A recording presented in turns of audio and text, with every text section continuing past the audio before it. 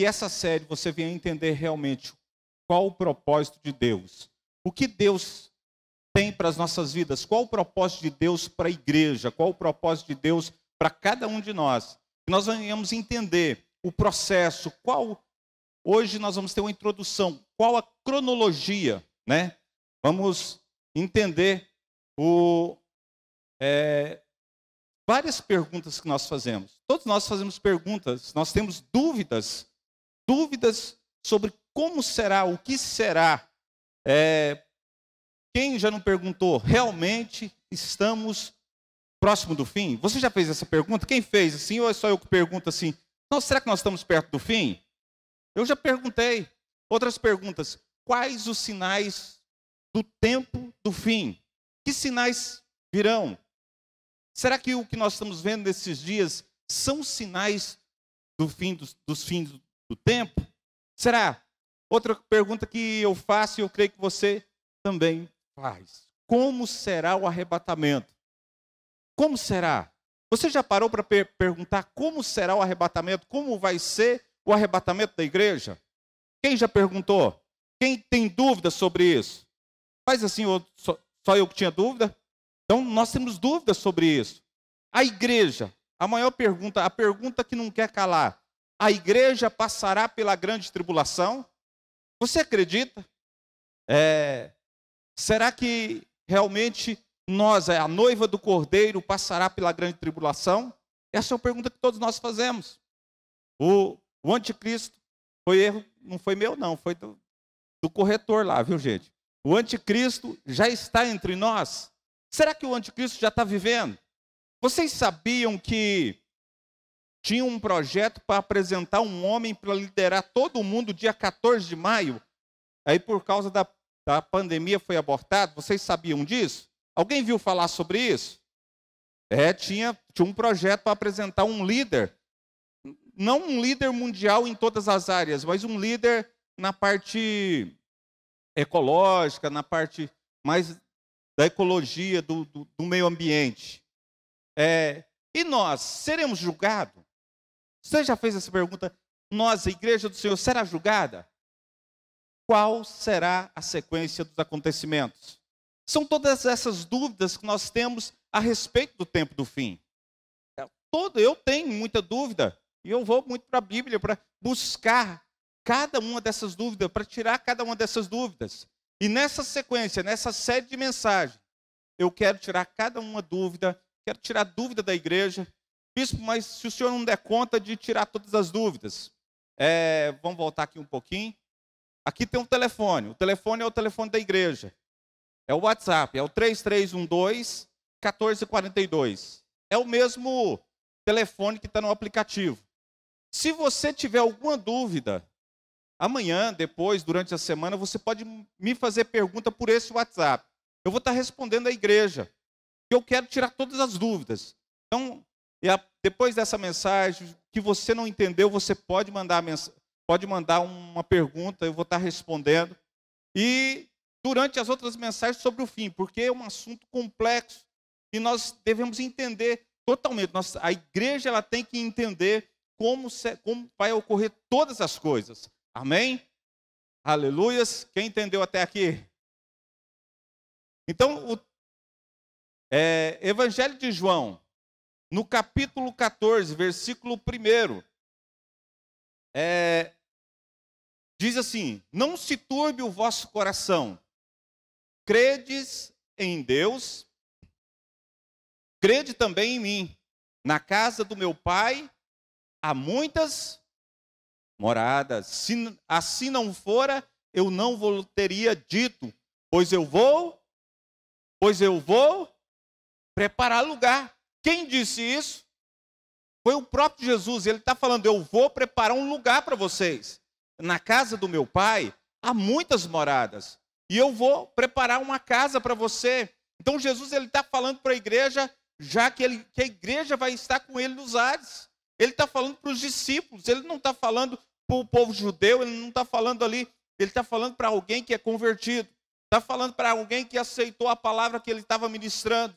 Então eu vou preparar lugar. Então nós entendemos que quando Jesus ressuscita e vai para o lado, para a direita do Pai, nós entendemos que ele foi preparar o quê? Lugar para quem? Para nós, a igreja. Nós temos que entender que a igreja, ela é representada na Bíblia como a noiva do Cordeiro. E nós temos que ter essa consciência. Amém? Louvado seja Deus. Então, quando Jesus ele fala ali que vai preparar lugar, ele vai falar com os discípulos outra coisa. No capítulo Atos, capítulo 1, versículo 10, diz assim: e estando eles com os olhos fitos no céu, enquanto Jesus o quê? Subia. Eis que 2 varões vestidos de branco se puseram ao lado deles e lhes disseram: varões galileus, por que estáis olhando para as alturas? Esse Jesus que dentre vós foi assunto aos céus, virá do mesmo modo que viste subir. Então os discípulos estão olhando para Jesus nas nuvens. E aqueles 2 anjos, ele vai falar assim, ó, da mesma forma que você está vendo Jesus nas nuvens, ele vai voltar. Ele vai voltar nas nuvens outra vez. Os anjos estão falando. E quando esses discípulos vão para Jerusalém, eles saem desse local e vai para Jerusalém, ao derramamento do Espírito Santo. Começa a era da igreja. Então nós estamos nesse momento. Hoje, se perguntar qual o momento que nós estamos no momento da graça, na era da igreja. A igreja está na terra. Então, Jesus ele estabelece, ele vem, morre e estabelece a igreja para ela cumprir um propósito. E fala, da mesma forma, igreja, ele está falando para crente, os anjos estão falando com os crentes que estavam ali. Pessoas que estavam com Jesus. Falando, do mesmo jeito que vocês viram Jesus subir, ele vai voltar. Então, os anjos do céu, eles prometem também que Jesus vai voltar. Então, vai chegar um momento que Jesus vai vir buscar a igreja. Ele vai buscar a sua noiva. Amém? Quem está entendendo, diga glória a Deus. Aleluias. Então, vai chegar o arrebatamento. A igreja ela vai terminar quando vier o arrebatamento. Então, aquela primeira resposta. A igreja passa pela grande tribulação? Não. A igreja vai passar pelo período onde vai ter lá a marca da besta, essas coisas? Não. Porque a igreja é o que de Jesus? É a noiva. A noiva vai encontrar com o noivo. Você já viu o noivo? Eu já vi vários noivos. Mas você já viu o noivo? Primeiro, a pessoa, a igreja tem que sofrer, vai passar pela grande tribulação. Por acaso, alguma vez, já viu um noivo mandar dar uma coça na noiva antes de casar? Eu nunca vi isso. Então, não vai ser assim. A igreja não passa pela grande tribulação. Hoje, nós não vamos estar falando sobre isso.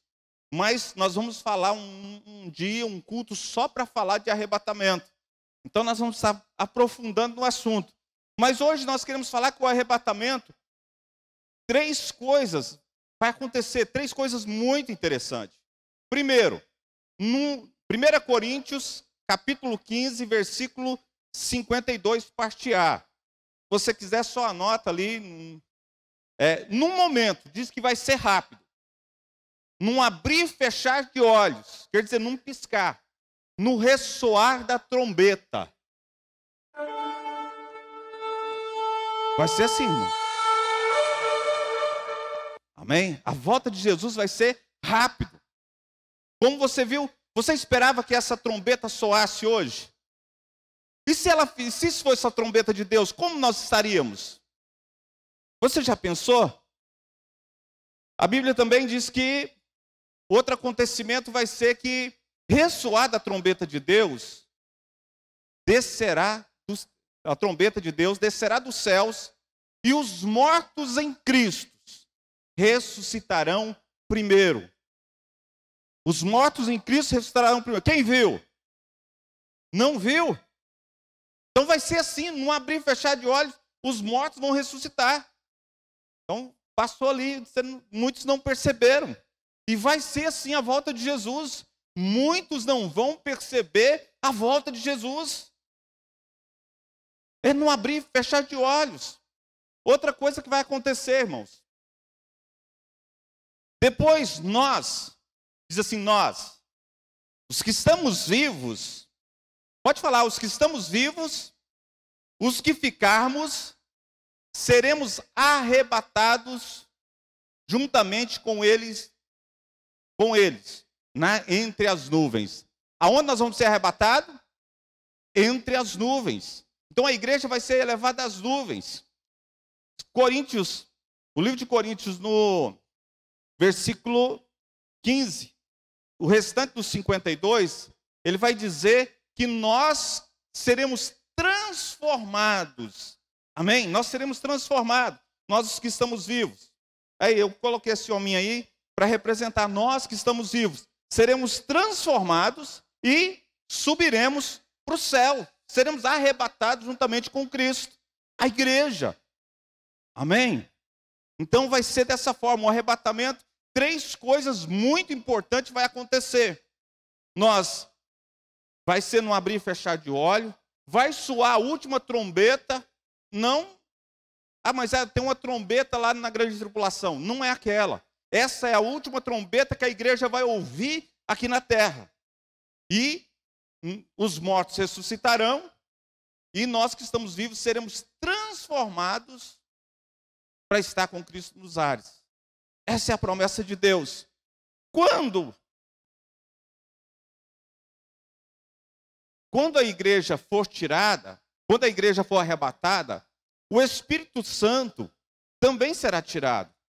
2 Tessalonicenses, capítulo 2, versículo 3 e 4. Irmãos, peço só que os irmãos não se preocupem.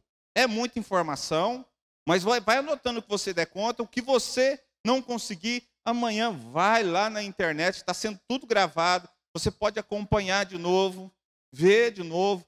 Se você não entendeu, quiser o slide, depois me procura que eu arrumo o slide para você também. Amém? Então, ninguém, de nenhum modo, vos engane. Porque isso não acontecerá sem que primeiro venha a apostasia. Quer dizer, vai haver apostasia. E seja revelado o homem da iniquidade. Quem é o homem da iniquidade? O anticristo. Então, ele vai ser revelado. O filho da perdição. No versículo 2 de 2 Tessalonicenses, no versículo 3, 2 Tessalonicenses 2. O qual se opõe e se levanta contra tudo que se chama Deus, ou é objeto de culto, a ponto de assentar-se no santuário de Deus. Então esse texto está falando do anticristo. Ele se opõe, ele é o homem da iniquidade, ele se opõe a tudo que Deus, a tudo que é de Deus. Então, mas existe alguém que está impedindo que ele venha, que ele se manifeste, ostentando. O anticristo, ele vai ostentar como se fosse Deus. Ele vai. Eu creio que muitos já assistiu aquela novela da Record. É mais ou menos aquilo. Eles têm muita coisa de novela, mas tem muita coisa de realidade ali que vai ser. Então, ele vai tentar ser Deus. Ele vai se pronunciar como se fosse Deus. Não vos recordais de que ainda convosco eu costumava dizer, Jesus está falando estas coisas. E agora sabeis o que detém para que ele seja revelado somente em ocasião própria. Com efeito, o mistério da iniquidade já opera e guarda somente que seja afastado aquele que agora o detém. Então, quem detém o anticristo de agir é o Espírito Santo. É ele que impede que o anticristo haja na terra, para que ele comece a já manifestar. Então, o Espírito Santo é que impede.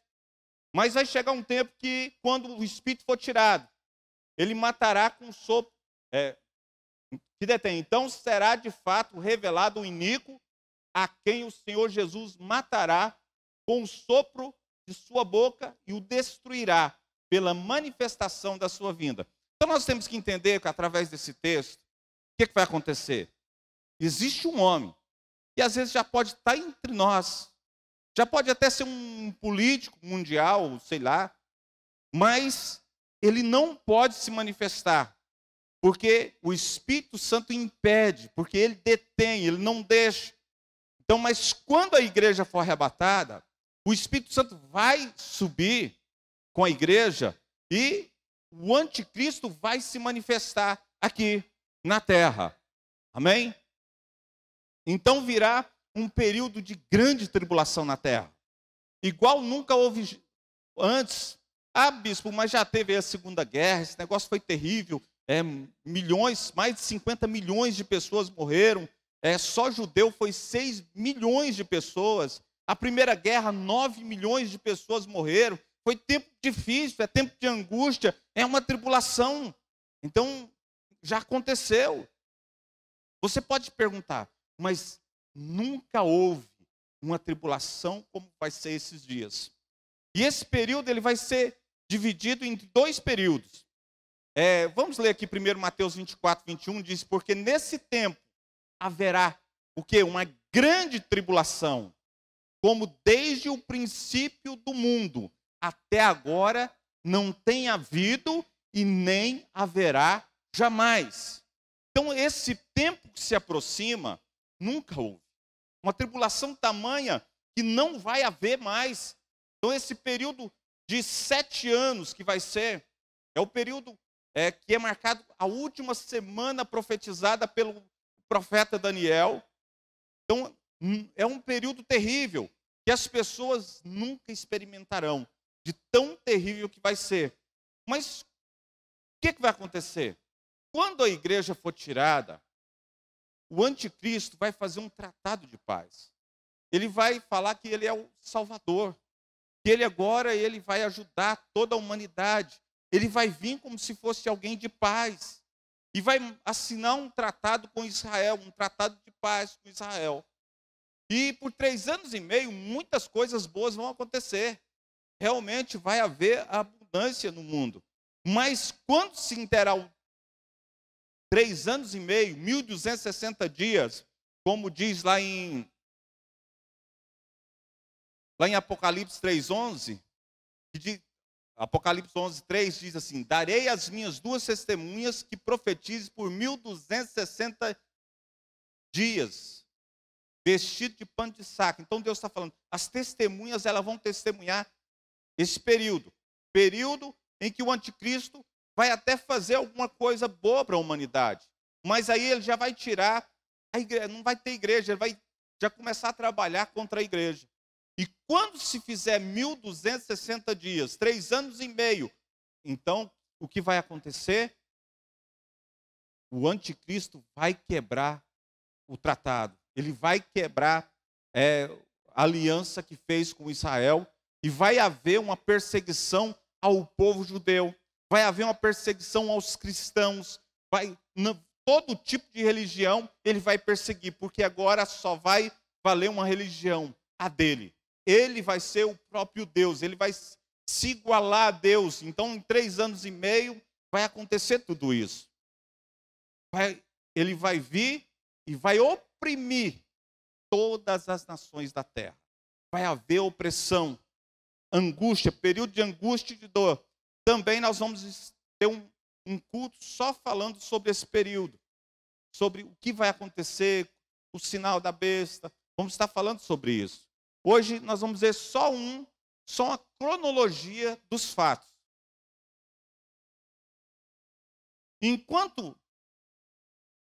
Só para você entender, enquanto aqui o negócio está pegando, enquanto aqui o anticristo está atacando, está agindo na terra, o que vai estar acontecendo? 2 coisas vai estar acontecendo no céu. Então, a igreja que foi arrebatada, ela vai estar no céu com Cristo. E lá vai ter 2 acontecimentos, enquanto no período da grande tribulação aqui embaixo, na terra, no céu vai acontecer algo. Primeira coisa que vai estar acontecendo lá é as bodas do Cordeiro, é a noiva. Por que as bodas do Cordeiro? O casamento em Israel, ele durava 7 dias. A festa de casamento é 7 dias. E quando Daniel profetiza, essa é uma semana, a grande tribulação é uma semana de anos, representa uma semana de anos. Então, esse também é o período em que a noiva, a igreja, vai estar com Cristo, o noivo da igreja, vamos dizer, num casamento espiritual, falando, melhor dizendo. Amém? Então, as bodas do Cordeiro vai estar acontecendo. Apocalipse 19, 7 diz assim: alegremos-nos, exaltemos e demos-lhe a glória, porque são chegadas as bodas do Cordeiro, cuja esposa a si mesma já se ataviou, já se aprontou. Então a igreja se aprontou para o noivo, que é Cristo. Então isso vai acontecer durante 7 anos, no período da grande tribulação. Então eu vejo irmãos, às vezes sofrendo aí, mandando mensagem aí de alguém que inventou ali o chip, né? É o chip do 666. Não preocupe, irmãos, a igreja não passará. Mas se passar, esteja pronto para servir a Cristo em qualquer momento. Eu creio que a igreja não passa. Porque, como eu disse aquela hora, eu nunca vi um noivo mandar dar um couro na noiva, desejar que a sua noiva sofresse antes do casamento, né? Então, esse será o período das bodas do Cordeiro. E outra coisa que vai acontecer nos ares é o tribunal de Cristo. Então, ali, o que é tribunal de Cristo? Quem já ouviu falar essa expressão? Ninguém ouviu, né? Tribunal de Cristo. O que é no tribunal de Cristo? Eu vou falar outra expressão que você vai lembrar. Galardão, quem já viu falar? Aí, mais gente. Então, no tribunal de Cristo, não é para julgar se nós seremos salvos ou não. Porque nesse tribunal, todos que chegar diante dele, vai estar salvo. Vai estar julgando a igreja. É para a igreja. E ali, o que diz aqui o texto? Porque importa que todos nós compareçamos perante o tribunal de Cristo, para que cada um receba segundo o bem ou o mal que tiver feito por meio do corpo. Então lá, nesse tribunal, nós vamos receber os galardões. É no tribunal de Cristo que nós vamos receber lá, não fala de pedra na coroa não, mas fala dos galardões, das recompensas. E sim, a igreja vai ser recompensada pelo bem e pelo mal. O que é bem e mal? É quem ouviu o chamado e desempenhou conforme Deus colocou para ele desempenhar. Ou quem ouviu o chamado e desempenhou de qualquer forma, mas que alcançou salvação a si mesmo. Então ele vai ser julgado. Então, pelas suas obras no corpo de Cristo, no reino de Deus. Então, o tribunal de Cristo é só para os salvos. Amém? Quem entendeu até aí, diga glória a Deus. Quem não entendeu nada, fala misericórdia. Então tá bom, deu para ver que os irmãos estão entendendo. Então, o que nós entendemos até aqui? A igreja foi arrebatada, o Espírito Santo foi tirado, houve grande tribulação. 3 anos e meio bom, 3 anos e meio ruim, péssimo. Então os 3 anos e meio, podemos dizer que os primeiros 3 anos e meio, podemos dizer que é o período de tribulação. E os outros 3 anos e meio é a grande tribulação, que será bem piorado aí a tribulação. Amém?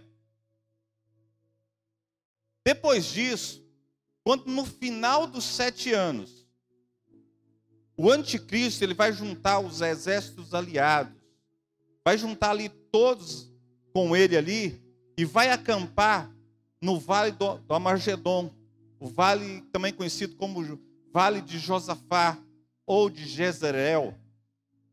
Então, é uma planície que tem em Israel, muito grande, aonde eles acreditam que milhões de pessoas, milhões de soldados estará ali acampado para lutar contra o povo judeu, para destruir de vez o povo judeu. Nessa batalha, os fins dos 7 anos, Jesus ele vai, vamos ler aqui o texto primeiro.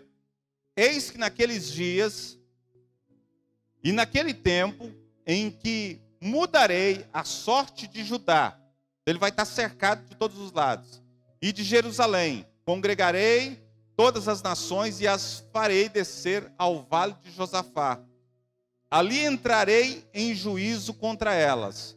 Então quer dizer, Jesus, o próprio Jesus vai entrar em juízo contra elas, por causa do meu povo, que aí já é Israel, porque a igreja não está mais aqui. Então vai ser por causa de Israel, e da minha herança Israel, a quem elas espalham por entre os povos, repartindo a minha terra entre si. Então Jesus, nesse momento, ele vai vir.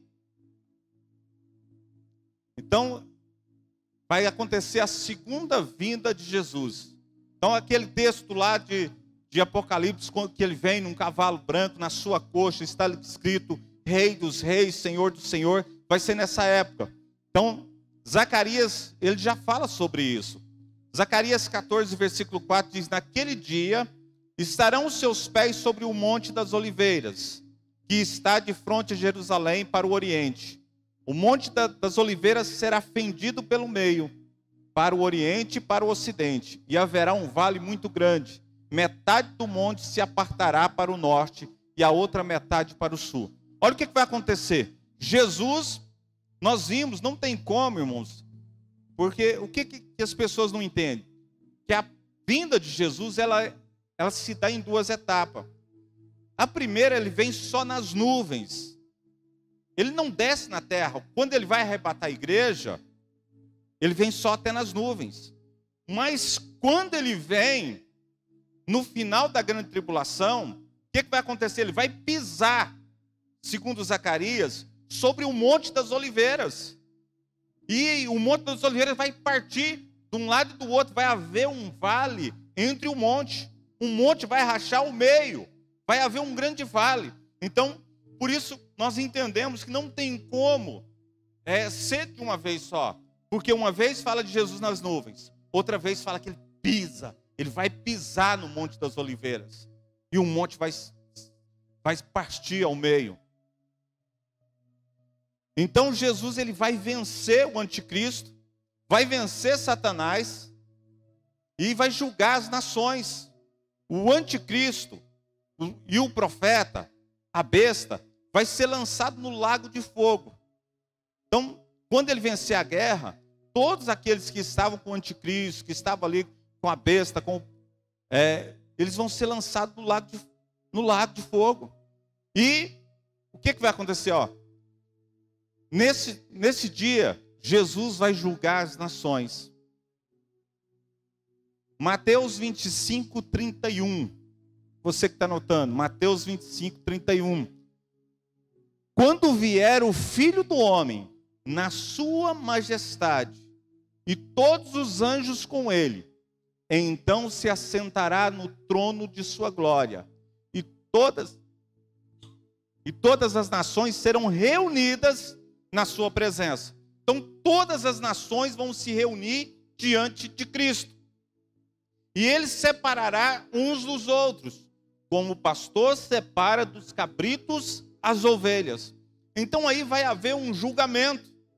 E aqueles que fizeram mal ao povo de Deus, aqueles que não obedeceram, aqueles que enfrentaram o povo judeu, eles vão ser lançados juntamente com o anticristo no lago de fogo.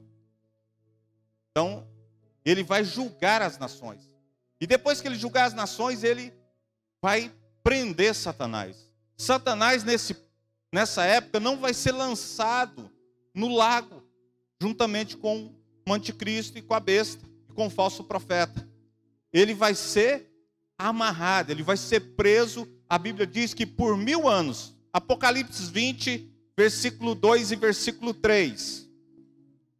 Ele vai ser preso por 1000 anos. Apocalipse 20, versículo 2 e versículo 3. Ele segurou o dragão, a antiga serpente, que é o diabo, Satanás, e o prendeu por 1000 anos. Lançou-o no abismo, fechou-o e pôs um selo sobre ele, para que não mais enganasse as nações, até que se completasse 1000 anos. Então ele vai ficar preso por 1000 anos. Depois disso é necessário que ele seja solto um pouco de tempo. O que nós vamos entender? O diabo, ele vai ser preso, vai ser amarrado, não vai ser lançado no lago, mas vai ser vai ficar aprisionado por 1000 anos. Esses 1000 anos vai vir também, durante esse período que o diabo está preso, está amarrado, vai acontecer o milênio. Quem aqui já viu falar nesse acontecimento, o milênio? Deixa eu ver. Vai ter o milênio. Muitos irmãos já ouviram falar sobre o milênio. Milênio será um tempo em que Jesus vai governar aqui na terra. E com ele a igreja vai ajudar Jesus a governar. A igreja que ressuscitou, Israel, o povo de Israel que aceitou Jesus também ressuscitou, vai governar com Cristo por 1000 anos. Irmãos, nós já não vamos mais experimentar a morte. Depois que nós formos arrebatados, nós não perdemos mais a salvação, nós não morremos mais.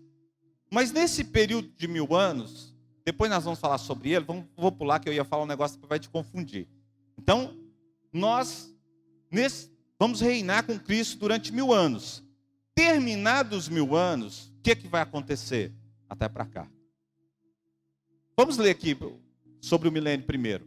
Vi também tronos, e nestes sentaram-se aqueles os quais foi dada a autoridade de julgar. Vi ainda almas decapitadas por causa do testemunho de Jesus, bem como por causa da palavra de Deus. Tantos quantos não adoraram a besta, nem tampouco a sua imagem, e não receberam a marca na fronte e na mão, viveram e reinaram com Cristo durante 1000 anos. Amém? Então está falando daqueles que vieram da grande tribulação, reinaram com Cristo também. Depois do milênio, o que vai acontecer? Não entendi. Satanás será solto. A Bíblia diz que quando, porém, completarem os 1000 anos, Satanás será solto da sua prisão. E a Bíblia diz que ele vai enganar muitos. Ele vai sair, vai ser solto e vai enganar muitos. Mas Jesus vai derrotar ele de uma vez por todas, vai amarrar e vai lançar no lago de fogo de uma vez para sempre. Amém? É o que vai acontecer no final dos 1000 anos. Mas acabou a história? Você acha que acabou? Não, continua. Tem ao Satanás ali amarrado o julgamento final. É o julgamento do trono branco. Nós podemos ver que existe 3 julgamentos. Vocês prestaram atenção que existe 3 julgamentos? O julgamento da igreja nos ares, quando ela recebe o galardão. O julgamento das nações, quando Jesus volta. E depois dos 1000 anos, o julgamento final. O julgamento do trono branco. Esse aí, eu gostaria que você abrisse a sua Bíblia. Todos abrem suas Bíblias. Apocalipse 20, versículo 11. Para que você entenda melhor. Apocalipse 20, versículo 11.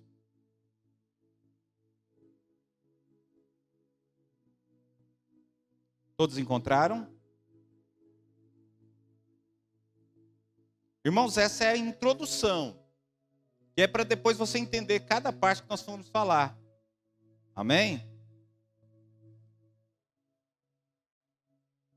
Apocalipse 20, versículo 11 diz assim: vi um grande trono branco, e aquele que nele se assenta, de cuja presença fugiram a terra e os céus, e não se achou lugar para eles. Então, logo nós vemos que será num lugar, esse julgamento não vai ser nem na terra e nem no céu. Vi também mortos, os grandes e pequenos, posto em pé diante do trono. Então se abriram os livros, ainda outro livro, o livro da vida foi aberto, e os mortos foram julgados segundo as suas obras, conforme o que se achava escrito nos livros. Então, o que nós entendemos? Vi também mortos grandes e pequenos, quer dizer, todo tipo, classe social, todas as pessoas que morreram. Porque aí vai haver a segunda ressurreição, porque a primeira ressuscitou para o arrebatamento. Mas agora que as pessoas que morreram sem Cristo vão ressuscitar. Então, os grandes, os pequenos, os ricos, os pobres, os gordos, os magros, todos vão ressuscitar. Só porque na ressurreição do arrebatamento, aqueles que vão ressuscitar terão um corpo transformado. É assim ou não é? Mas esses aqui vão ressuscitar do jeito que morreram mesmo. Eles não vão ter um corpo transformado, vão ressuscitar. Versículo 13. Deu o mar os seus mortos que nele estavam. A morte e o além entregaram os mortos que neles haviam, e foram julgados um por um, segundo as suas obras. Então nós vimos aqui que os que morreram no mar, o mar teve que entregar. Os que estavam, que a morte estava com ele ali, os enterrados também teve que entregar. E até o além teve que entregar também os mortos dele. Então todos os mortos foram entregues para ser o quê? Julgados conforme as suas obras. Então esse dia será um dia terrível, aonde podemos dizer que um telão como esse vai passar com as suas obras, com as nossas não, com as obras daqueles que não aceitaram a Cristo. Eles vão estar lá e tudo que eles fizeram vai aparecer ali. Então vão ser julgados pelas suas obras. Então a morte e o inferno foram lançados para dentro do lago de fogo. Essa é a segunda morte, o lago de fogo. E se alguém não foi achado inscrito no livro da vida, esse foi para dentro do lago de fogo. Então esse é o destino de quem não está escrito no livro da vida, quem não tem o seu nome escrito no livro da vida, meu irmão. Então ele vai ser lançado no lago de fogo. E aí haverá novo céu e nova terra. Diz Apocalipse 21, versículo 1: Vi o novo céu e a nova terra, pois o primeiro céu e a primeira terra já passaram, e o mar já não existe. Então vai haver um novo céu e uma nova terra. Meu irmão, nós temos que estar preparados, a igreja, e nós devemos desejar a volta de Jesus. Devemos desejar Jesus nas nossas vidas. Amém? Temos que dizer, todos nós, Maranata, ora vem, Senhor Jesus. Aquele que dá testemunho dessas coisas, diz, certamente venho sem demora. Amém? Vem, Senhor Jesus. Aleluias. Maranata.